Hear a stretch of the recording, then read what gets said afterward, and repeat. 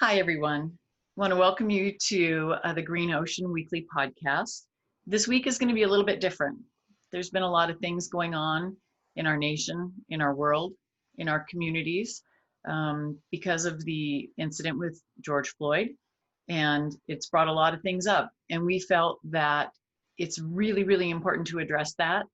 And so today we're going to kind of set aside our usual agenda of our podcast, and we're going to get a little bit more personal, and we're going to talk about that.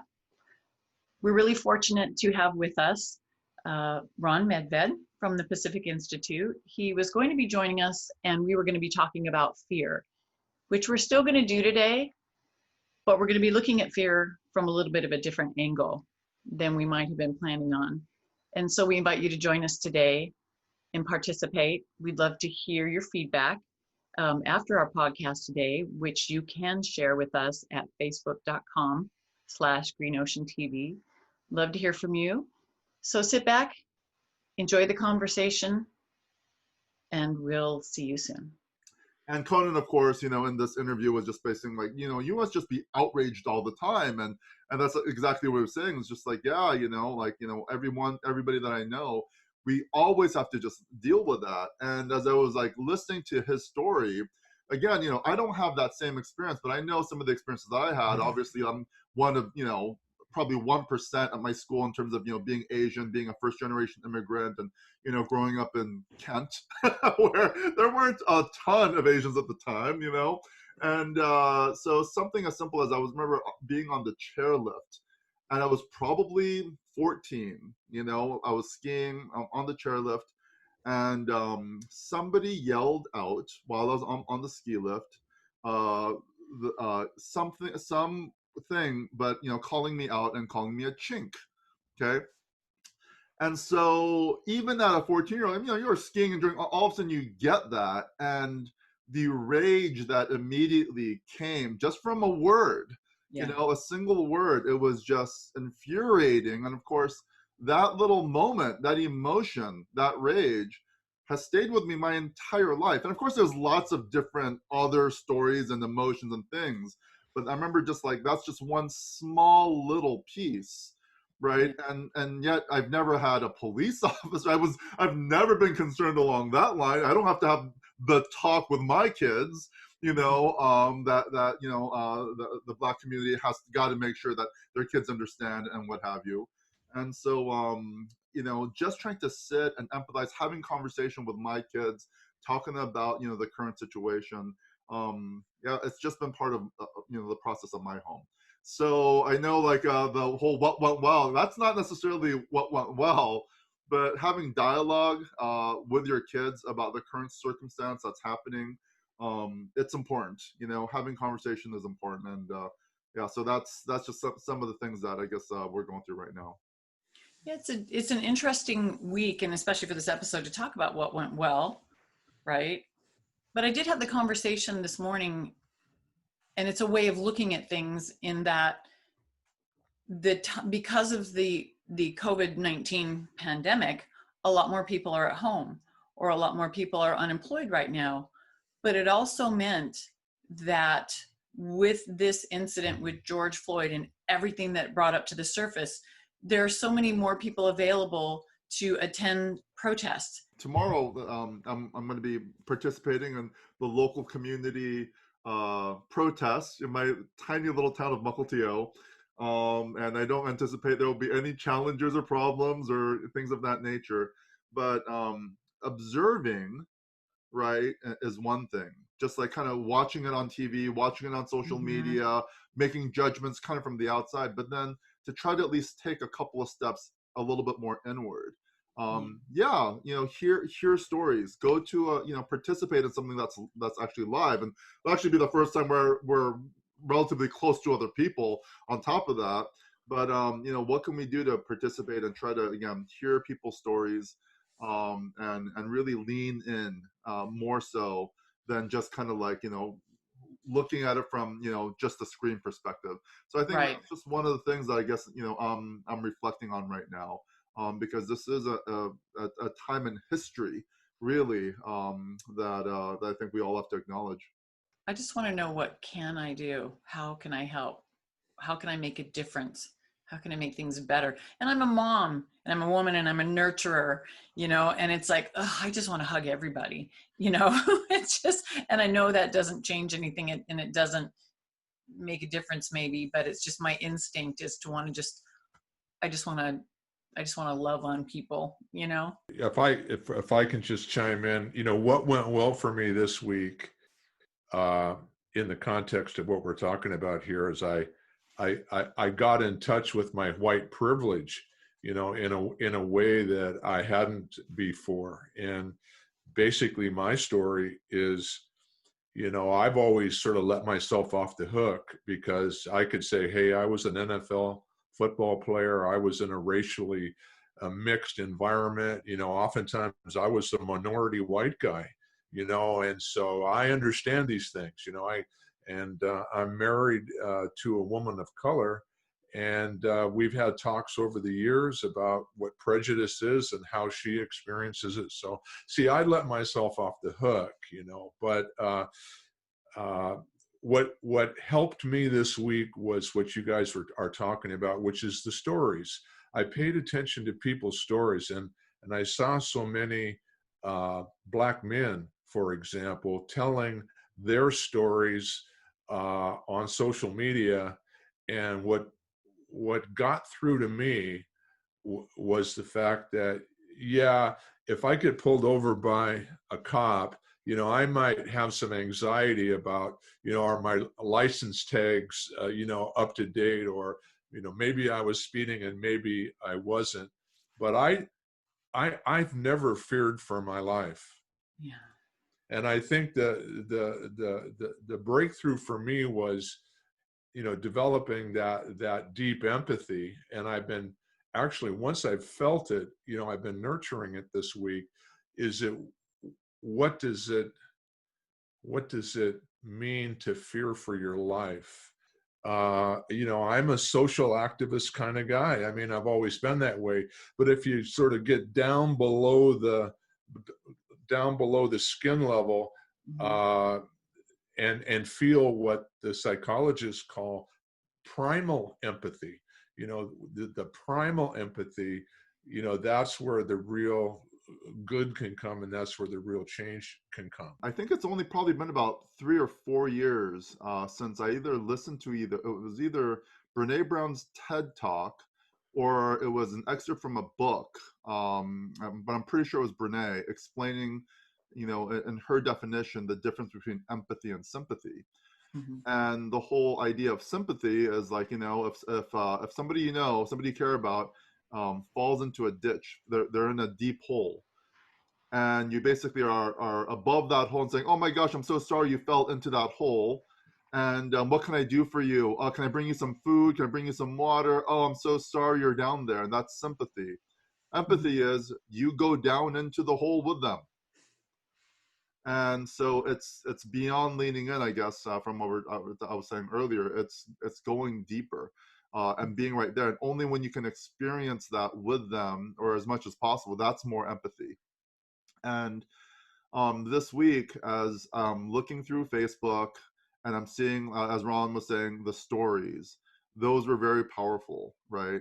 And fortunately, I didn't come across anything that was insensitive or annoying. And I wasn't maybe looking enough for some of those things on my feed. But I will tell you that the most annoying parts were the ads.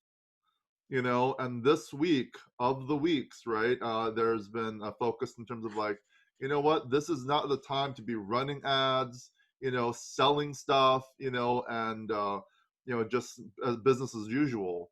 If you're a person in business, and again, it's a really hard situation because it's COVID as well, right? And people are just trying to, get back into, the order of things, and, get their life back together, and, not even make a profit, but just try to break even. There's so much of that going on. But when all of a sudden, you're in a mindset and, in a kind of a reflective place, and then we're also pushing out ads, buy this, we, sell that, click here. It just, there's times where we got to be people first, right? Humanity first. And there's just this is just one of those rare times in history where we can be more reflective, really focus in on, and we talk about growing our skill set all the time. And I think a skill set is something like empathy. That's probably a learned thing, right, Ron? I mean, that's we can grow in that. That's not just one of those things that just you either have it or you don't, right? You can work on that, right? Well, I've been reading more about it this week for sure, and yeah, with empathy, I think they say back in the old days, kind of the times when we were hunter gatherers, there was we were all in it together, and we were all sort of there was a empathy there that is referred to as a primal empathy. We have this need to belong, and we have this need to belong because it's tied to our survival, and we take care of each other. And then as civilization progressed, that story, is that we began to have to divide and get into specialist work and to farm. And we started having to divvy up what we thought was a finite set of the good things or things to eat. So competition came in there, and then we kind of lost our touch with our primal empathy. And so now we're sort of forced in a way to sort of get back in touch with that because starting with the pandemic, we're all in it together. This is something that's unprecedented in our life, right? So we're all sort of vulnerable, to it, in the same way. Now we have the civil unrest or the social unrest in the country, and each of us in our own way kind of feels vulnerable to that. And, many people are having moments of empathy that they haven't had before. And then, what we haven't even really started to experience, well, some people have, but sort of the economic impact of all of this. While a lot of people have lost their jobs and life is really disrupted, their work life is really disrupted, a lot of people feel like the worst is yet to come, and God help us if we have a second wave. And so we're all in that together too, the economy. We may not have ever seen an economy, quite like this after it all plays out. We talked about this a little bit before the show, that this is something that, I really struggle with in these situations, in that, quite honestly, I am the problem, right? I'm the middle-aged white male, American born. And so how do I feel that empathy? How do I get down in the hole? And like as Paige pointed out while we were talking about it, how do I do that without being condescending or, because I do see the problem, and I do recognize that that there has to be change. But what is my part in that? How do I connect? There's actually a little quote that I had kind of saved for today, because we were going to be talking about fear and also just facing that fear and facing challenges and things. And it's from James Baldwin, and it's not everything that is faced can be changed, but nothing can be changed until it is faced. And that's what we're all dealing with right now. And I really am so excited about all of us facing something, and we're all in this together, and we are going to get through it. And I do believe in the good of people, and I do believe that most people, the vast majority of people, are good and want to see change. Jason, I think one of the things that you mentioned is like, oh, I'm the problem because white middle-aged man, that type of thing. And I think we're all kind of on this common ground that it's about those who are just silent. When we basically kind of recognize that, oh, there's stuff going on right now, and we just stay silent. We'll just kind of, again, observe from the outside. And so I think, like seeking what it is that we should be doing, and can be doing, and learning from this. And again, like, boy, we've got kids. If we can teach our kids to say, pause right now, listen, see what's happening, let's learn together. I think that's probably some of the best things that we can do. And just having that dialogue, being open to that conversation, at least as a starting place, from my perspective. And but again, it's just yeah, I like what Ron was saying. It's like, oh, it's an optimistic statement. We just need to get back to even some of that primal empathy. I mean, we do have that care, right? For one another. There's something deep down built into that is there, and we just need to go ahead and maybe remove some of these additional layers that have been built up over these generations, right? Not being silent and that's awesome. I got opinions, right? and I like to share them. About you, Jason. And I remember, and might be the obvious, but the Kaepernick situation, right? And when he first started taking the knee, and so many people did not understand that.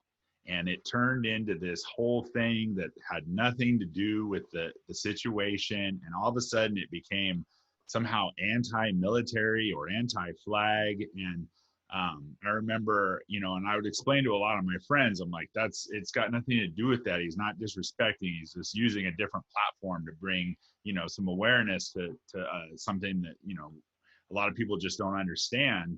And I wanted to share what he was doing, like on Facebook and things, but I was scared of the backlash, I didn't want everybody to tell me I was anti-military or whatever. I mean, that's a big deal, right? And so, geez, like, not, that trying to not be silent is also a challenge. So. Mm-hmm. Well, I think this is a great segue, because the original point of having Ron join us today is because the mindset of fear, and that part, Jason, that you're talking about right now is just like, oh, what will my friends think of me, right? What will my sphere of influence think of me? Will they misunderstand me? Fear is something that prevents us from doing a lot of things, right? The things that we know that we've got to do, some of the things that we need to change, for example, doing video or starting a podcast, or reaching out to the people that we care about and letting them know about housing updates and things of that nature. So I mean, that was the original intent of discussing fear. But right now it's just like taking a stand, when we believe in something or we're trying to explain something, and I don't want it to be misunderstood or misinterpreted, or I don't want backlash. That's all fear. I've done some reading and I've done some thinking about this, and I've come to one important point is that I think that we need to have a better appreciation of the difference between fear and anxiety. Okay? Fear and anxiety. Fear is said to be a specific observable danger. And fear makes people run for cover. All right? The fight or flight response. We go on to high alert. There's something that's happening, that's dangerous and causes fear. I would contrast that to things that we label as fear, but are probably better labeled as giving us anxiety. For example, the fear of rejection. In a sales situation, I can get anxious about that. Okay, I can get anxious about that, and being anxious can immobilize me. Is almost as bad as fear. The fear of technology, I would say it's more like the anxiousness about technology. Fear of video, I say it's anxious. I get anxious about video, and I get anxious about even my business. I can get anxious about my business. It's not like I'm face to face with a growling danger that is what I would associate with fear. So if we can maybe have a little discussion about that. And if we can say that, yeah, my premise is that if we can make a difference between fear and anxiety, we can approach anxiety, we can treat anxiety, we can have remedies for anxiety sometimes that we don't have for fear. Fear we have to face, and we have to suffer. You with me on that? Do you think that fear is more based in potential danger to oneself versus just worrying about something that hasn't happened yet, which may be more anxiety? Yeah, that's exactly what I've been reading. That's what it's been saying. Mm-hmm. It's more of a specific, in your face danger. Mm-hmm. But I'd always kind of thought of fear as being like kind of my thought about the past, and anxiety being my thought about the future, right? Like what's going to happen. So like when I think about what's going to happen, or what if, or this is not going to work out the way I think it is, or whatever, that's anxiety to me. Yeah. Of course, then my goal is to try to live in the moment, the right now. Yeah. How about you, Howard? A lot of times we have this association, or people think, well, we procrastinate because we're lazy, right? And it's rarely laziness, right, that is like causing procrastination. Rather, it's kind of one of two paths. One is because of anxiety. We're anxious about it, we're fearful about it, there's something in that space, right? So I don't want to deal with that, so I'm going to avoid anxiety, right? Because we don't want anxiety, therefore by avoiding it, I'm procrastinating. So that's one. The other one, which is a healthier level of procrastination. So there's a positive procrastination, which I remember hearing. I thought was fascinating. And what it is sometimes our brain hasn't quite figured it out yet, right? This creative kind of side that says, oh, I don't know what the next step is. And because it's such a big thing, I can't figure it out or piece out what I need to do next. Therefore, I'm going to put it off. And so because it's too big, I don't have a specific clear next step. So I love this distinction, right? Because oftentimes we generalize it to it's all fear, but I like the fact that we can kind of separate out true fear and anxiety, because there's, I think, more maybe some strategic and tactical ways to tackle on an anxiety, kind of challenge. If we can kind of get an understanding of fear is fear and anxiety is anxiety, there are lots of strategies for anxiety, and we can talk about them. The first one being self-talk. Mm-hmm. One of the ways that we feed our anxiety, is through our self-talk, through our careless self-talk. Okay. And all of us are familiar with, the psychology of self-talk, and how, we talk to ourselves, and it gets recorded in the neuron structure of the cell of our brain. And it's as good as a real experience, when we get good at self-talk, because we're vividly imagining through our self-talk. So are we vividly imagining the wrong thing, and so there's a whole sort of way to address anxiety just through having a better understanding of self-talk. You mentioned another thing that's I'm finding I'm using a lot in talking about and writing about these days in the current crises, is that let's bring things back inside of today. Okay. I'm anxious because I'm anticipating something out in the future that I'm worried about, or I don't have control over, or that I don't know. But if I stop and think about it for a second, it's next week or next month, that what I'm worried about. Okay, let's come back.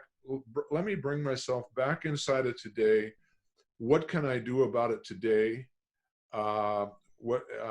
What do I need to do today, to sort of take care of business? And, there's a calming effect, just by, again, you use the word breaking it down, Howard, and breaking things down and saying, okay, today is today. What can I do today? and so there's more and more strategies like that where actually we use our mind, to get control of the anxiety. We don't have to waste days worrying. We can be productive if we have our days organized in a constructive way. I make a lot more outbound calls these days to people to check in and see how they're doing. Mm-hmm. Maybe it's because we're socially isolated, but I'm also, I was on a couple calls this morning, calling a couple of old friends and seeing how they're doing and just checking in on them. I just feel that there's a wave of that kind of thing that's been happening, not just in the last week, but in the last, couple of months, especially, with the challenges that we've all faced. It's almost trite to say we're all in this together, but think about the profound statement of that we're all in this together. It's actually a beautiful thing when you think about it. We want to thank you again for joining us today. We appreciate that you have chosen to spend this time with us, that you've chosen to open your hearts and open your minds and listen to some different stories, and how you can take what you've learned today and maybe be the change that you want to see in this world. So thank you again. Do share your feedback with us at facebook.com/greenoceantv. And until then, we look forward to seeing you again soon.